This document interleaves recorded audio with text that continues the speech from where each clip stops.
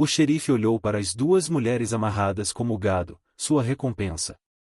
O que ele fez deixou toda a cidade em choque. Esta história do Velho Oeste vai mexer com suas emoções de uma forma que você não espera. Mas antes de descobrir essa decisão corajosa, me conta aqui nos comentários de que cidade você está assistindo esse vídeo. E se ainda não é inscrito no canal, clica no botão vermelho aqui embaixo e ativa o sino para não perder histórias impactantes como essa. Agora sim, vamos descobrir o que esse xerife fez. A decisão que mudou tudo. Há momentos, parceiro, em que o mundo inteiro parece encolher até uma única decisão. Eu estava ali parado sob aquele sol do Arizona, afiado como uma lâmina, olhando para duas mulheres amarradas como gado, minha recompensa. Pritchard, aquele bastardo miserável, sorria como se tivesse me dado um presente de Natal. Elas são suas, xerife, ele disse. Ninguém as reivindicou, então agora pertencem a você. Saquei minha faca. As pessoas pensaram que eu ia fazer algo selvagem. Mas apenas cortei suas cordas, libertei-as, então montei meu cavalo e saí de Broken Mesa sem dizer uma palavra. A coisa estranha foi que elas me seguiram. Talvez eu estivesse errado em não me explicar. Ou talvez aquela fosse a única maneira de mostrar a elas que eu não era como aqueles outros homens. O que você acha, parceiro? Às vezes as ações dizem tudo, não dizem? Era 1887. O Arizona ainda era selvagem então, ainda um lugar onde lei e moral eram apenas conceitos nebulosos. Eu estava neste negócio há tempo suficiente para saber que o mundo não é dividido em preto e branco como as pessoas pensam. Cinza demais, parceiro. Cinza demais. O fora da lei que eu havia acabado de trazer, Johnny Olhos de Cobra Martinez, tinha matado 3 fazendeiros, roubado gado, desaparecido naqueles penhascos como um fantasma. Rastreei-o através de um desfiladeiro irregular, 6 dias no deserto, sem dormir, apenas instinto e uma necessidade teimosa de ver isso feito. Ele ainda estava respirando quando o arrastei de volta, embora me custasse uma costela machucada e uma cicatriz fresca acima da sobrancelha. Mas isso não importava tanto quanto o que vi quando entrei em Broken Mesa. Emma e Clara, irmãs gêmeas, pele bronzeada sob o sol, olhos negros como a meia-noite, mas nenhum traço de medo neles.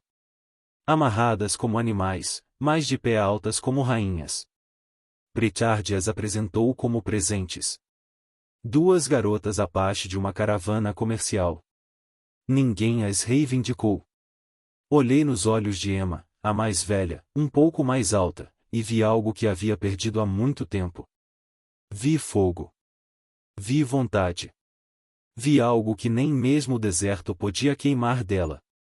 Elas vão te manter longe da solidão, disse Pritchard, seus olhos deslizando sobre seus corpos como a cobra sem valor que era.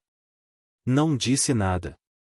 Apenas saquei minha faca, cortei aquelas cordas limpas e devolvi a lâmina para Pritchard. A escolha delas. Ele ficou ali com a boca aberta. Que diabos você está fazendo, xerife?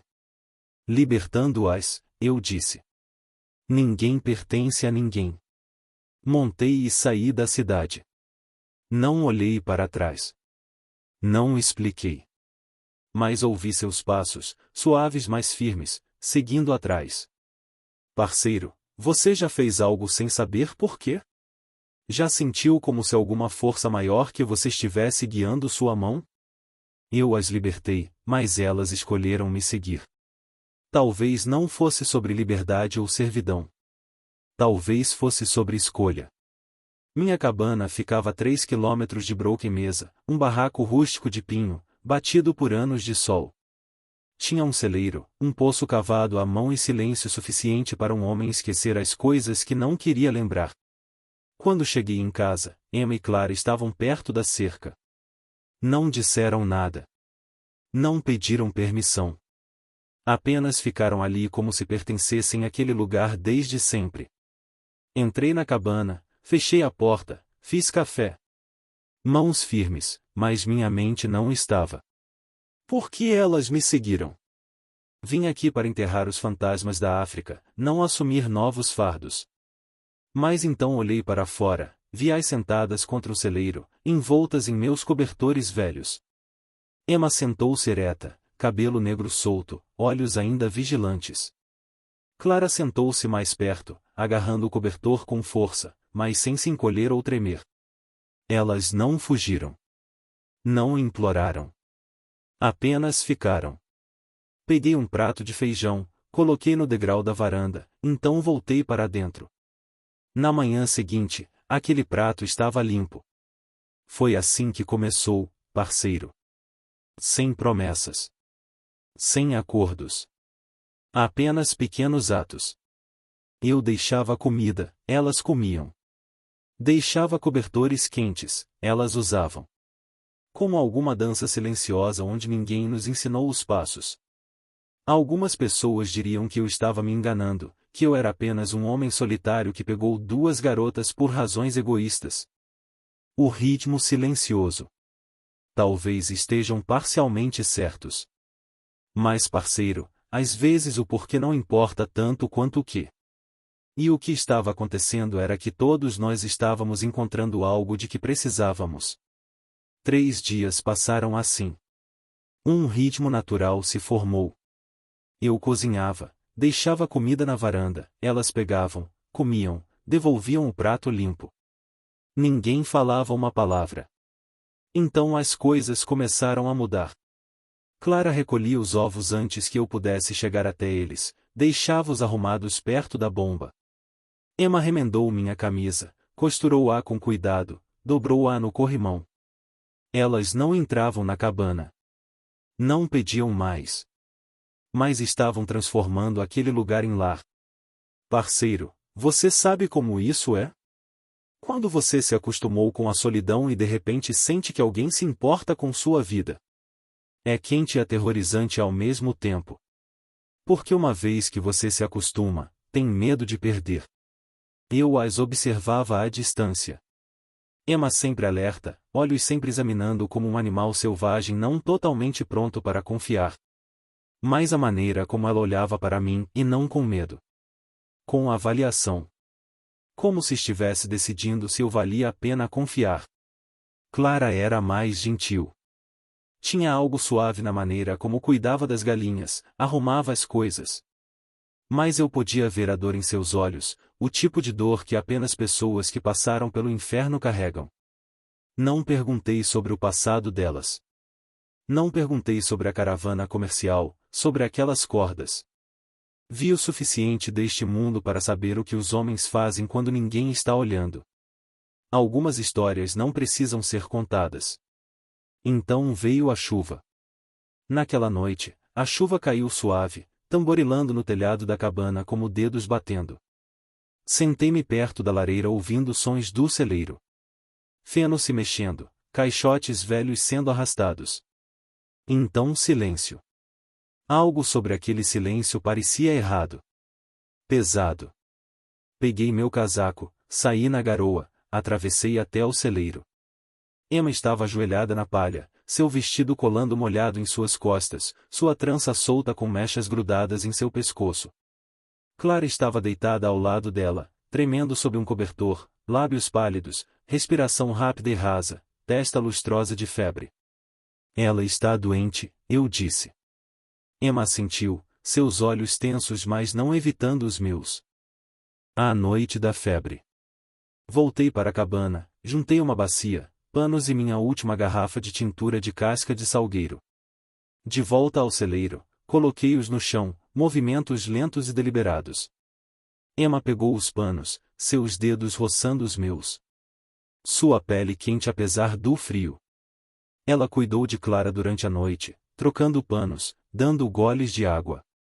Sentei-me do outro lado do celeiro, ocasionalmente trocando os panos quando a febre aumentava. Minha respiração firme mais pesada. O tremor de Clara diminuiu ao amanhecer, sua respiração mais profunda.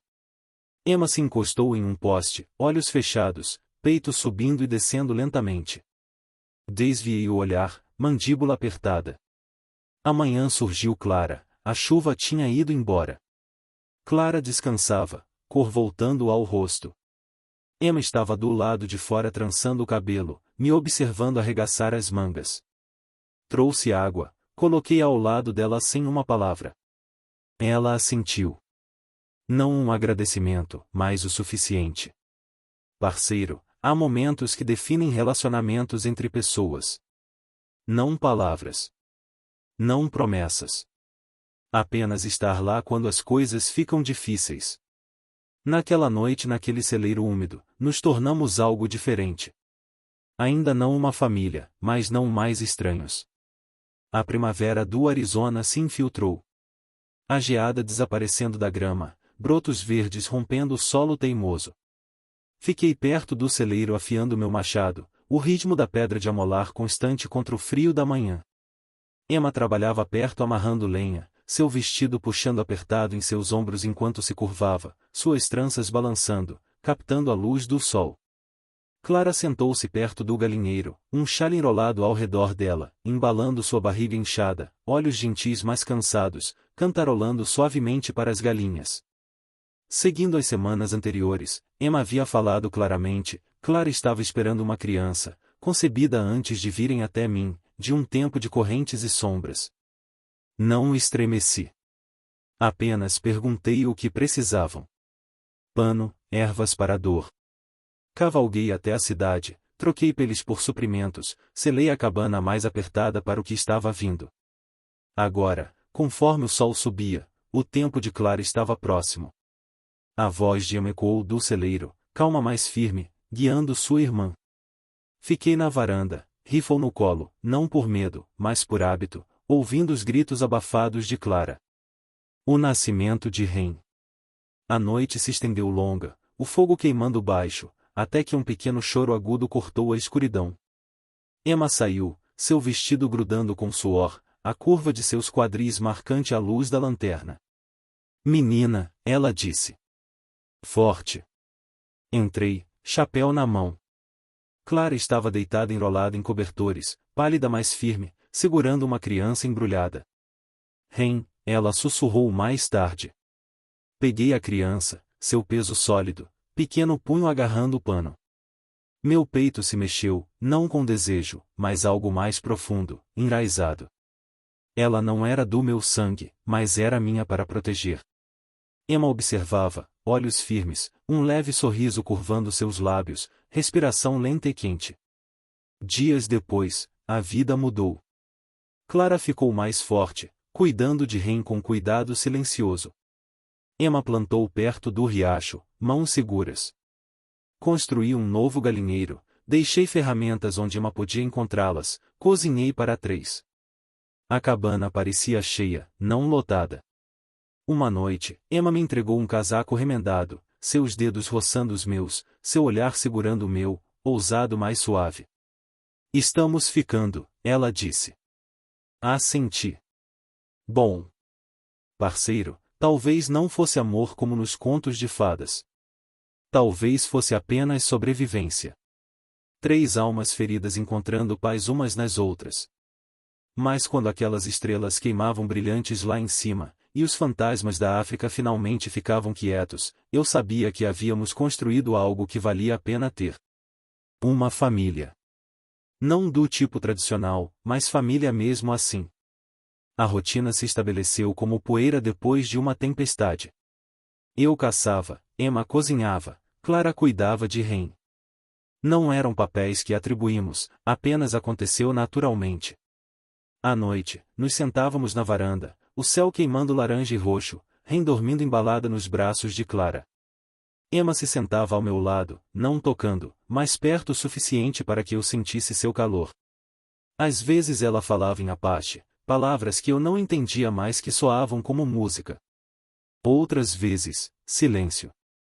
E o silêncio estava bem. Aprendi que silêncio entre pessoas que se importam não é vazio. É cheio de coisas não ditas que não precisam de palavras. Construindo uma vida. Pritchard apareceu uma vez, montado em sua égua manchada, olhos pequenos examinando nosso pequeno pedaço de terra. Xerife, ele disse, cuspindo tabaco. Vejo que você manteve aquelas garotas Apache. Não respondi. Apenas continuei consertando a cerca. Ele desmontou, chegou mais perto. Pessoal na cidade está falando. Dizendo que você está vivendo em pecado com selvagens. Parei, martelo na mão, virei-me devagar. Pritchard, eu disse, voz baixa e firme. Você vai montar de volta para a cidade agora. E vai dizer ao pessoal que está falando que o que acontece nesta terra não é problema deles ou seu. Ele cuspiu novamente, olhos estreitos. Apenas dizendo o que ouço, xerife. Dei um passo mais perto. Agora você ouviu o que eu disse. Saia. Ele hesitou, viu algo em meus olhos que o fez pensar melhor. Montou, virou sua égua. Você era um homem bom, xerife. Pena ver você desperdiçado com isso. Não respondi. Assisti o cavalgar embora, poeira se levantando em seu rastro. Quando voltei para a cabana, Emma estava na porta. Ele vai voltar, ela disse. Talvez.